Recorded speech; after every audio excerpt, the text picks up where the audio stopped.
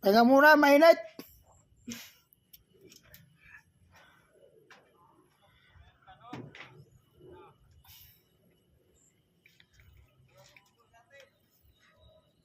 Kita tawagan natin yung service para makauwi tayo mga alas 3.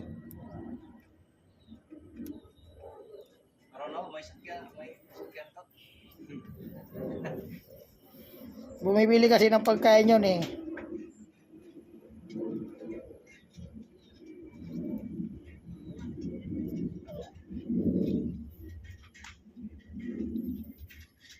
Ganyan lang talaga rito.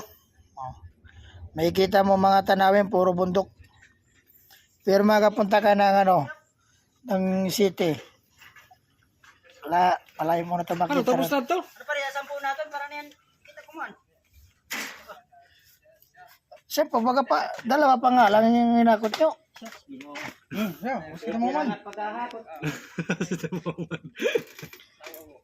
Anong oras na lumakan hibos? Yan pa, malas 12 gabi. Yan kay mga alas 3. Diyan, katinita karton. Katini na. Ay na pag kinuha na akon.